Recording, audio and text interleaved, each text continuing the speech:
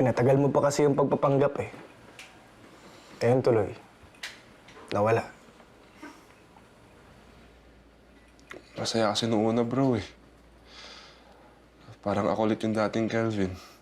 May pera, komportable sa buhay, hanggang sa... Hanggang sa nahulog ka. Malay ko bang mapupunta ako sa babaeng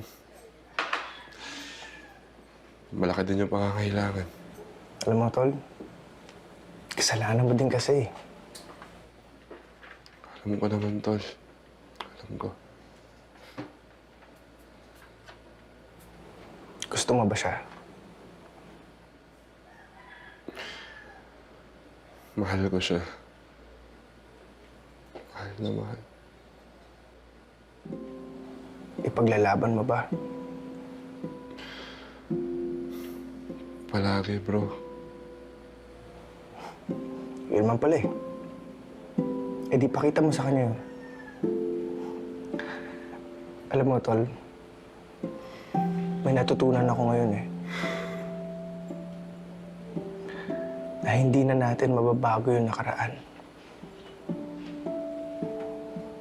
Na hindi na natin mabubura yung mga masasamang nagawa natin sa mga taong mahalaga sa atin. Kung nasaktan man natin sila dahil sa panloloko, tanggapin natin.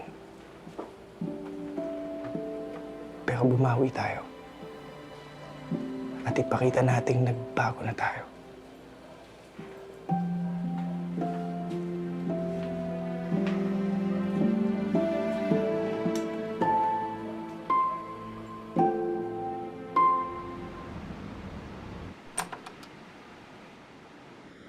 Bye, Christy.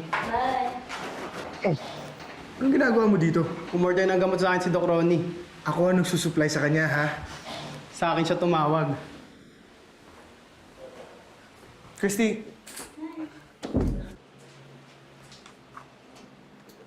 Ba't ka naman kay Bobby kumuha niyan?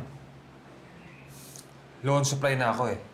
And since di ka naman makontak, Huwag ka naman ganyan. Uy, sorry na. nag-ayaya ka tapos ikaw hindi pupunta. Nawala lang kasi sa isip ko. Nasaan ka ba kasi nun? Yung friend ko kasi humihilang ng favor. Buti pa yung kaibigan mo, no? Napagbibigyan mo. Ako nga, stress dito sa trabaho. Tapos yung nag-iisang araw ng pahinga ko, lalo mo pa ako ni-stress. Ronnie, I'm sorry na. Okay? This weekend, nag-book ako ng room para sa ating dalawa. And I will make sure na relax ka the whole time. Sigurado kang darating ka.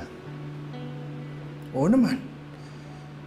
So, bati na tayo? Kailan ba kita natiis?